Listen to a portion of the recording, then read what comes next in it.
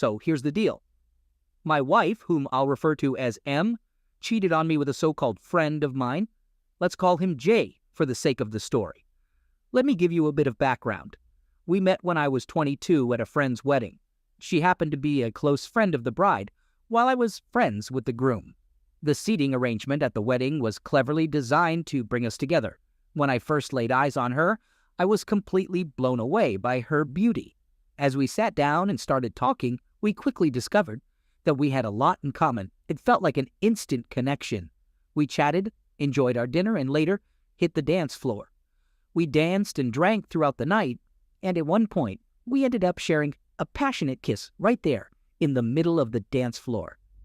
Our friends, the bride and groom, spotted us and approached, excited to know what was going on between us.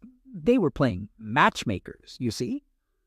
We just shrugged it off and continued with our night.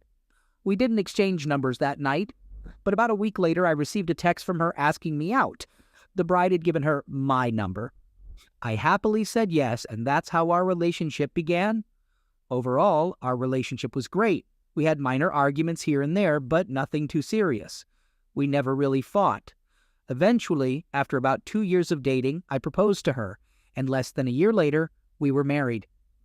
Our marriage hit rock bottom after a little over a year.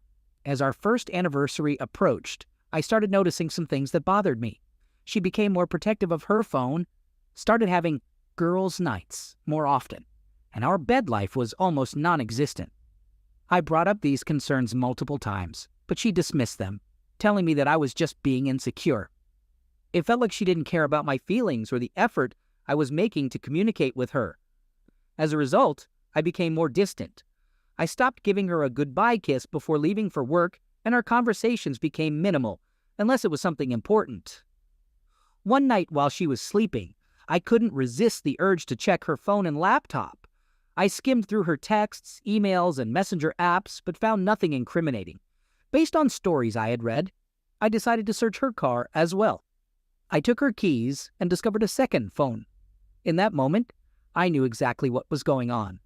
However, I wanted solid evidence before confronting her.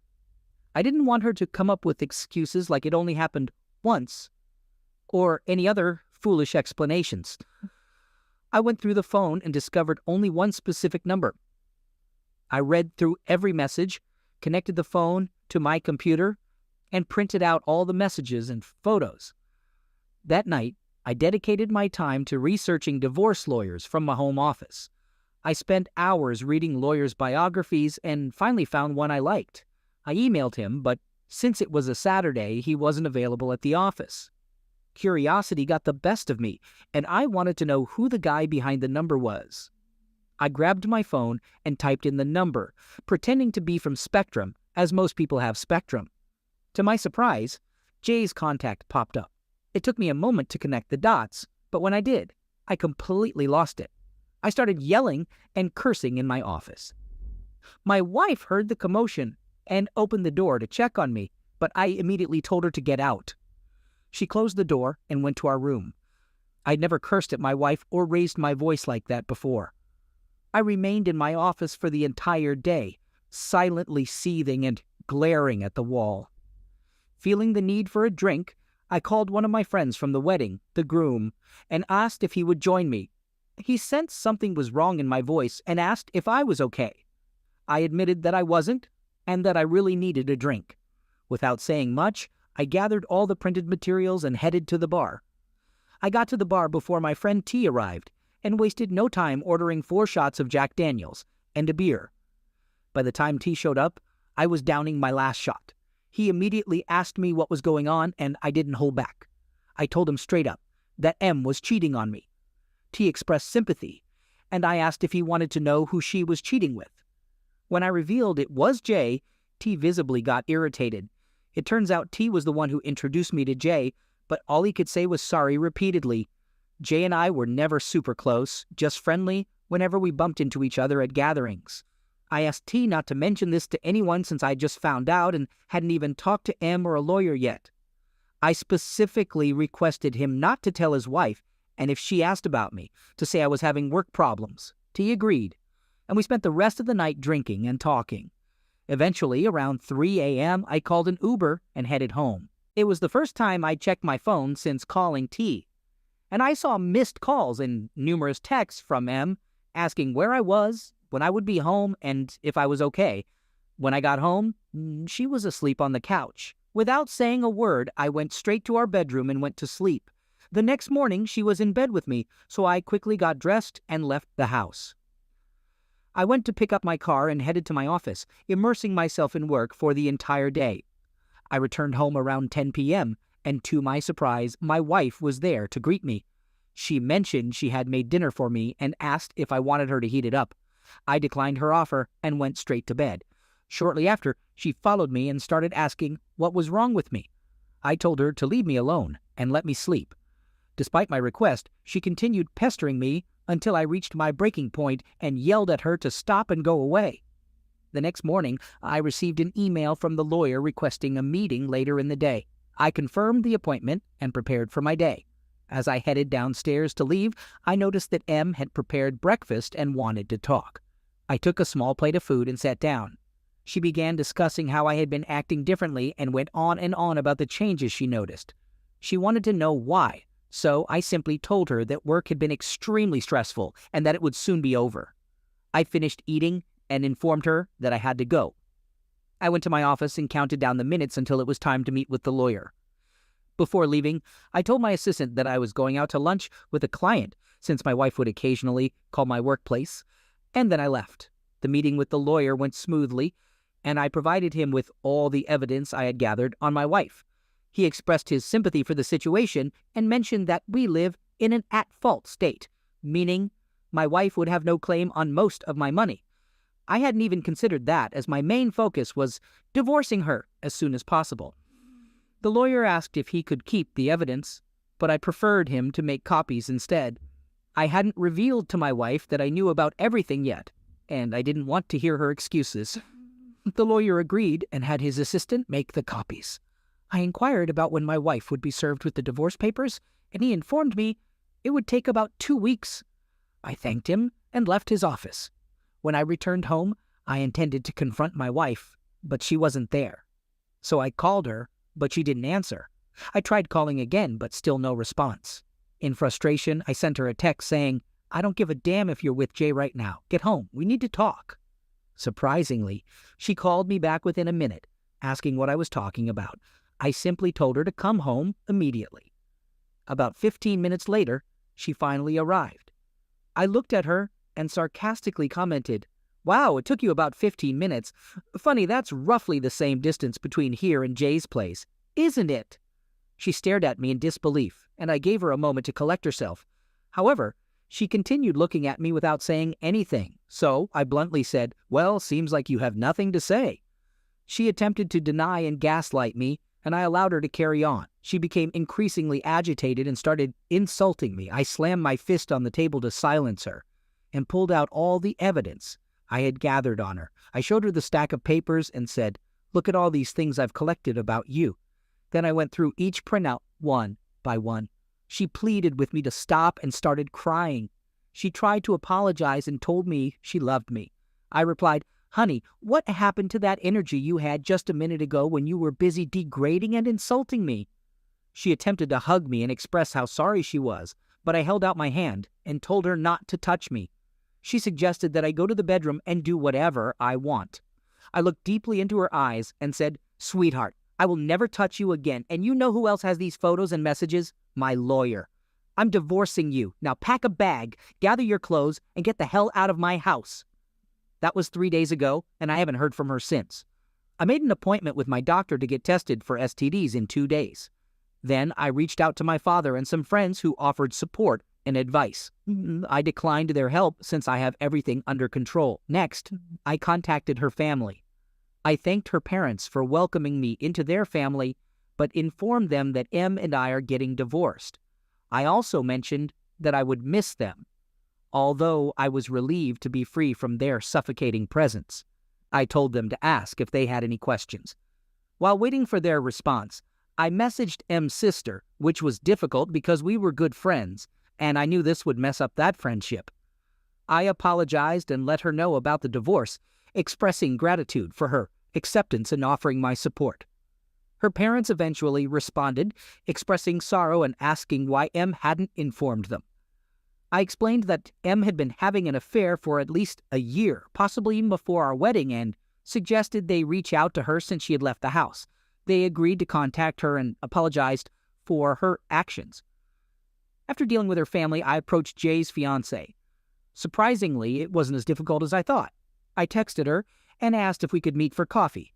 She agreed within minutes, and we met at a hipster coffee shop near her workplace. I directly informed her that Jay had been cheating on her with my wife for over a year. She was shocked, and I apologized for not telling her sooner, as I had been preoccupied with initiating the divorce. I explained how I discovered the affair and offered her the evidence I had gathered. She took the binder, looked through the messages and pictures, and began crying silently. I told her she could keep the binder. I had made extra copies to confront Jay or use it as needed. She thanked me, took the binder, and left appearing defeated. On a positive note, I have already packed most of M's belongings, clothes, jewelry, and even our wedding book and photos featuring her. If and when she returns for her belongings, I don't want her staying here any longer than necessary. And no, I didn't damage her clothes, except for a few picture frames. As of now, I've informed everyone I needed to, scheduled my doctor's appointment, and my lawyer is working hard to help me through this situation. About 90% of her belongings are packed, and if she stays out of my way, this divorce might just be the smoothest ever. After my drunken night, I woke up to the smell of breakfast, expecting it to be M trying to make up for everything. But to my surprise, it was M's sister, W. She apologized and explained that M had downplayed our issues to her. I shared the whole story with W, and she revealed that M claimed it was a one-time thing blown out of proportion. I made it clear that I have no intention of reconciling and told W to advise M to get a lawyer. W reassured me that she was there for me as a friend, not just because of her sister. We spent 2 days together, and then she left while I prepared for a trip to my cabin. I was gathering my hunting and fishing equipment. She asked if she could join me, but I told her as much as I would like that she should probably go check in on her sister. I'm grateful for her support. I got tested at the doctor's, and results are expected on Monday. I've also checked in with Jay's fiancée, offering to listen if she needs to vent. In the past few days, my doctor confirmed that I'm clean, which wasn't surprising considering the lack of intimacy between M and me. I reached out to Jay's fiancée, who is currently staying with her family. We met for coffee and talked about the situation. She's confused and unsure whether to forgive Jay or move on. I shared my perspective on cheating and emphasized the importance of making decisions for oneself. The following day, I got a message from my lawyer that M had successfully been served at work. I thanked him for all his work, especially in the time frame he's gotten it done. Not long after that, W called and told me M hasn't left her room all day and she's sobbing in bed. I told her she was served, and he is probably realizing how bad she messed up. I'm prepared for a potential confrontation from M and have a friend ready to act as a witness. I went around to all the cameras that I had up and made sure they were working properly, both the ones inside and outside. I won't end up in jail because of this woman. Turns out I was right, because M showed up at my house, banging on the door and screaming to be let in. I immediately called my friend and W to come over because M is causing a scene at my door. She was hurling curses at me, begging me to let her in, and calling me every name in the book while accusing me of being heartless. Blah, blah, blah. I can't deny that she had a point. But while she was screaming and banging on the door, all I could do was laugh. I started wondering why she didn't just use her keys to enter, or at least that's what I thought. When my friend arrived, M was still screaming and cursing, so he decided to start recording on his phone while staying in his truck. But this idiot brought his wife along, who is M's friend, and she got out of the truck and tried to calm M down. She approached M, putting her arms around her and attempting to talk to her. However, M responded by slapping her across the face and yelling at her to mind her own business. This action prompted my friend, who now has a video of the incident, to call the police. M continued screaming and cursing until the police arrived. When they did, she tried so hard to portray herself as the victim. One of the two officers approached her, and she began crying and told them that I had hit her and thrown her out of the house. My friend and his wife informed the other officer that when they arrived at the house, M was yelling and banging on the door, so they couldn't confirm my innocence. After talking with them, the officer came to my door. M pointed at me and demanded my arrest. As he was about to handcuff me, I told him I could prove her lies with my phone. The officer paused and asked me to show him the footage from the outside cameras. After reviewing the video, he apologized for jumping to conclusions and assuming I was at fault. He mentioned that they received 15 calls from my neighbors. After about half an hour of dealing with the police, M ended up being handcuffed and charged with disturbing the peace, public intoxication, and a DUI. While the police were taking M to the car, W arrived and approached me to ask what had happened. I showed her the video on my phone, and the officer came over to give me the case number and other paperwork. W started asking questions about the charges, so I decided to go back inside. W followed shortly after and sat next to me. She explained that she had left her house for a quick store run, and when she returned, M was no longer in the living room, so she assumed M had gone to bed after drinking too much wine. We talked for a while, and W asked if she could stay the night. I told her she was welcome any time.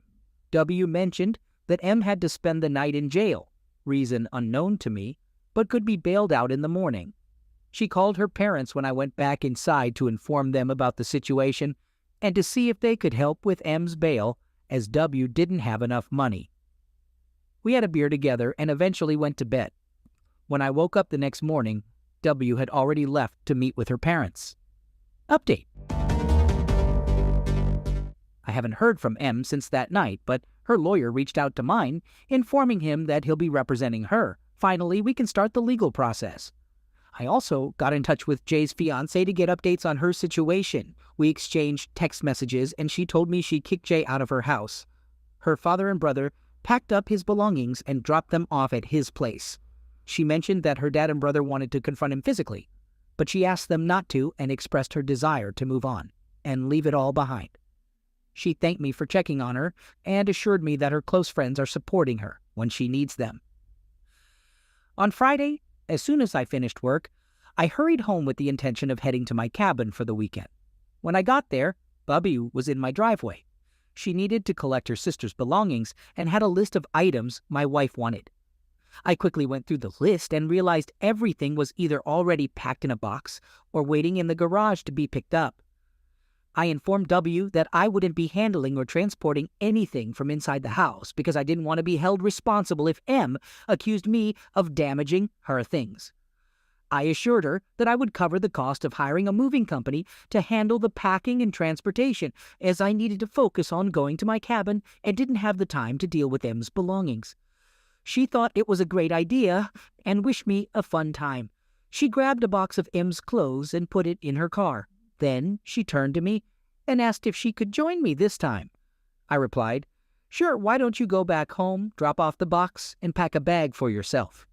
By the time I went to the store and loaded up the truck, she arrived. I locked up the house, and we headed to the cabin together. The weekend went really well, and being there reminded me of what a special place it is. It offers a beautiful view and complete seclusion, so there's no need to deal with other people. It's a place where you can truly relax and breathe. On Monday, I contacted a moving company, and today, Tuesday, 3 guys with a big truck arrived to start loading. I had every box opened and recorded the closing and lifting of each box. I took pictures of all the furniture and recorded as the movers loaded it onto the truck. I thanked them all for their patience and gave each of them an extra $1.50 as a tip. Then I sent all the recordings and pictures to my lawyer and continued with my day. The house feels empty now, but it's also clean without her stuff around. When I began this whole process, my lawyer advised me not to get rid of anything that could be considered shared, so I decided to store most of the furniture in a storage unit. Since she left, I've been sleeping in the guest room.